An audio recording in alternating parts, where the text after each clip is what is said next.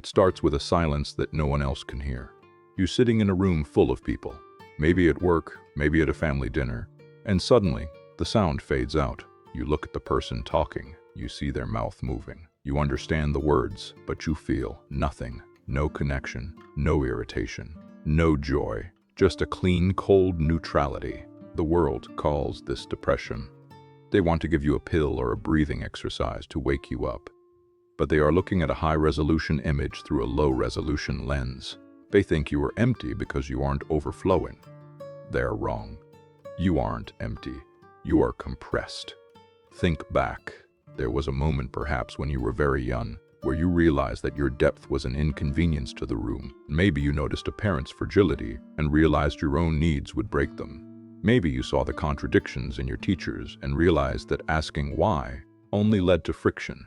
In that moment, something ancient and precise clicked inside your mind. You didn't collapse. You calibrated. You learned to read the emotional thermostat of the house before you even learned to read books. You realized that to survive, you had to become portable. You had to edit your soul down to a version that was manageable, efficient, and quiet. This is the invisible grief of the highly aware. You didn't lose your feelings. You archived them. Most creators will tell you that you're numb because you're sad. I am telling you that you're numb because you are overqualified for your own life. Your intelligence noticed patterns before you had names for them. You sensed the hollow nature of the roles people play, and you realized that fitting in required a constant, brutal act of self-censorship. You became a master of camouflage. You function, you perform, you navigate systems without ever entering them. To the outside world, you look like a success story, reliable, stable, low maintenance, but internally, you are living several inches away from your own center. You are like a high-performance engine being used to power a lawnmower. The engine isn't broken, it's just bored, and that boredom has crystallized into a state of nothingness. But here is the truth that society is terrified for you to discover. This numbness wasn't a failure. It was a defense. You've been waiting for a life that is heavy enough, deep enough, and real enough to justify your full presence. But while you've been waiting, a dangerous side effect has started to take hold. A side effect that is quietly eroding your identity while you sleep. In the next module, we are going to explore the calibration trap, the specific psychological mechanism that turned your intelligence into a cage, and why your functionality is actually the very thing keeping you paralyzed. There is a specific kind of intelligence that doesn't just solve problems, it survives them. When you were younger, you didn't just learn how to act, you learned how to calibrate. You became a human sensor, constantly scanning the environment for friction. You noticed that when you were too much, too deep, too loud, too questioning, the room tightened, people became uncomfortable. So, you did the logical thing. You adjusted. You learned exactly how much of your personality you could show without causing a disturbance. You learned how to translate your complex thoughts into simple, digestible sentences. You learned how to offer the world a version of yourself that was high resolution enough to be useful, but low resolution enough to be ignored. This is what I call the calibration trap.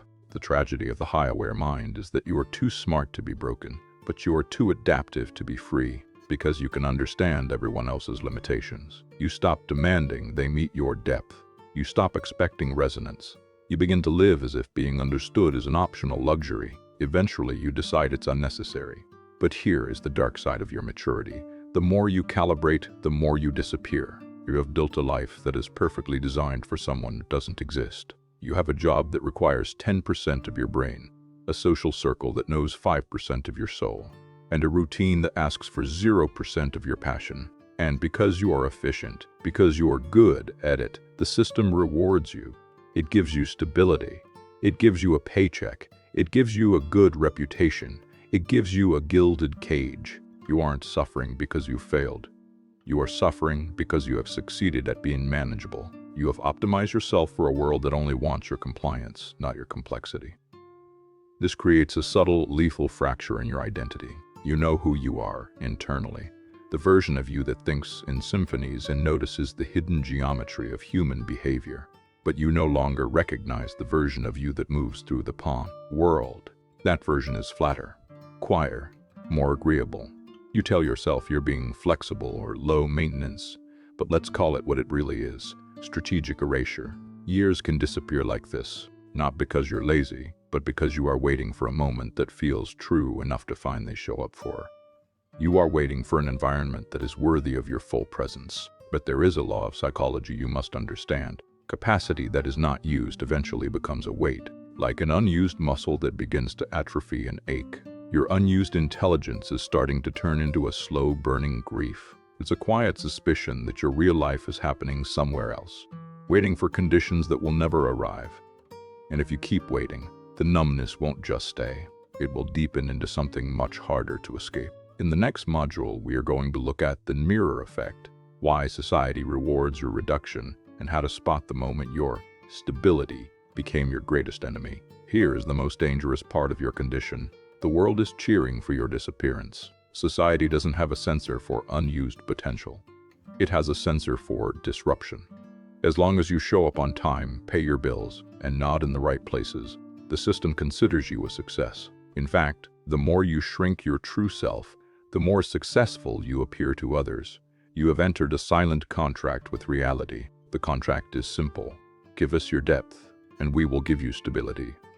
Give us your complexity, and we will give you predictability. Think about your daily interactions. When you offer a simplified, flattened version of yourself, people are comfortable. They like the version of you that is easy to categorize. They like the version of you that doesn't ask the difficult why.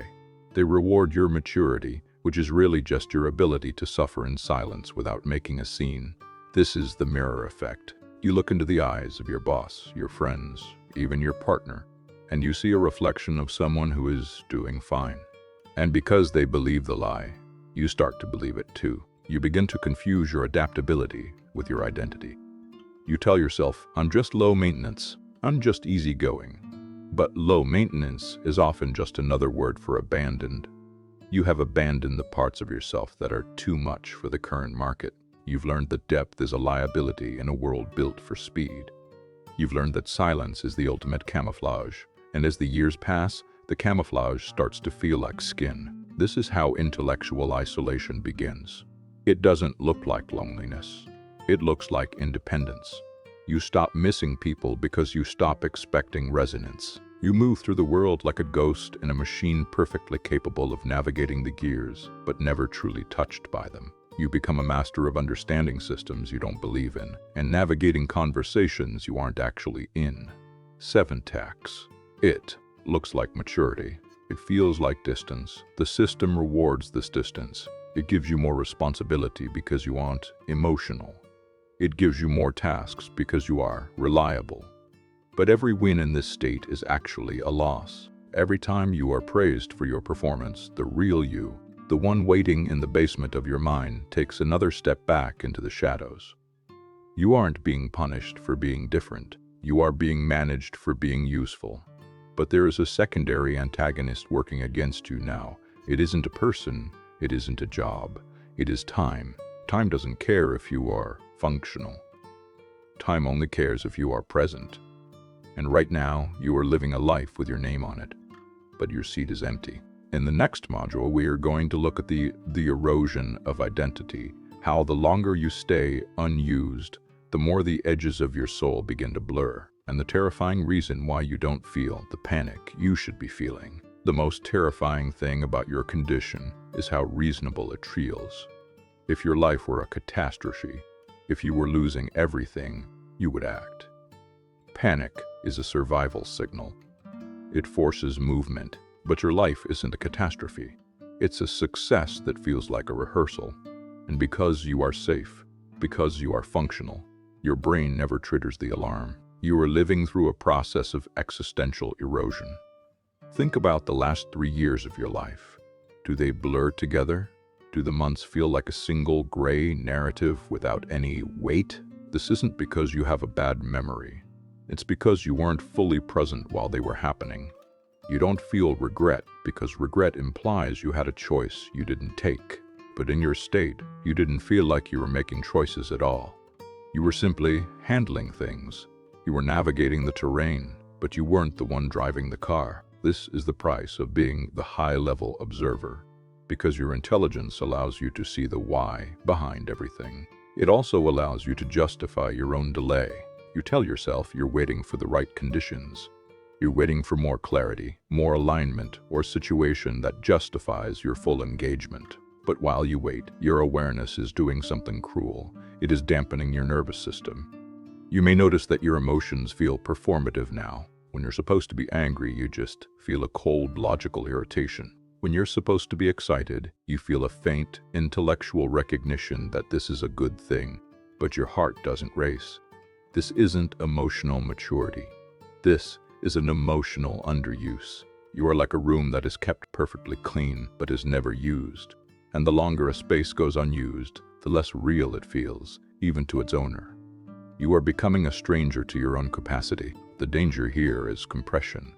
Your potential hasn't disappeared. It has just been packed into a smaller and smaller space to fit the manageable life you've built. And compression creates a specific kind of pressure. It shows up as a sudden, sharp intolerance for shallow conversations. It shows up as a low-grade, constant irritation with routines that once seemed fine. It shows up as a tiredness that sleep cannot fix. You aren't tired because you're doing too much. You are tired because you are doing too little of what you are capable of. You are overqualified for your own existence. You are a deep-sea creature trying to swim in a backyard pool. You haven't lost your power. You've just run out of room to move. And if you stay here, the nothingness won't just be a feeling, it will become your identity. In the final module, we are going to explore the final recognition, how to stop shrinking, why the numbness is actually your greatest signal, and the one choice that ends the cycle of being unused. In this final section, we bring the viewer to the resolution. We stop the bleeding of their identity by reframing their numbness as a state of readiness rather than emptiness. There is no dramatic ending to this realization. There is no sudden surge of emotion or cinematic breakthrough. Instead, there is something much more powerful: accuracy. For years, you have interpreted your nothingness as a flaw. You thought your engine was broken. You thought you were less than because you couldn't feel the shallow highs and lows that others seemed to enjoy. But today, the interpretation changes. You were never hollow. You were never behind. You were contained. The numbness was never a sign of death. It was the natural response of a high-level intelligence left idle for too long. It was your mind's way of saying, if there is nothing here worthy of my depth, I will withdraw until there is. Your calibration worked too well. You adapted so perfectly to a small life that you eventually disappeared from your own awareness. But potential doesn't rot. It compresses. The version of you that thinks in complexities, the version that notices the hidden architecture of the world, is still completely intact. It hasn't been erased. It has been preserved in the cold storage of your silence. Time didn't steal anything from you. It only revealed how long you were willing to wait. Now, the waiting ends, not because the world has suddenly become deeper, but because you have recognized the cost of staying small. Staying unused has a price. It isn't pain, it's erosion. It's the gradual thinning of your soul until you start to confuse efficiency with existence. You don't need to fix your emotions. You don't need to perform excitement or force anger. You simply need to stop shrinking the person you already are. You need to stop translating yourself down for environments that don't deserve the full version. The system taught you that being manageable was the same as being successful. It lied. Success is not how well you function in a cage. It's how much of your own depth you are willing to occupy, even if it makes the room uncomfortable. The numbness ends the moment you decide that your complexity is no longer an inconvenience. It is your primary weapon. If you have made it this far, you are part of the small percentage of people who have the capacity to even understand this level of isolation. You aren't empty. You are a surplus without an outlet, and it is time to find that outlet. Before you leave this video, I want you to make a public affirmation. Not for me, but to signal to your own mind that the calibration is over. Comment below with the phrase, "I am no longer unused." When you type those words, you are telling the system and yourself that the version of you that functions for others is no longer the version that leads your life. This is the first step toward arrival. In our next video, we will explore exactly how to re-engage a nervous system that has been dormant for years. Watch it now. Your real life is tired of waiting.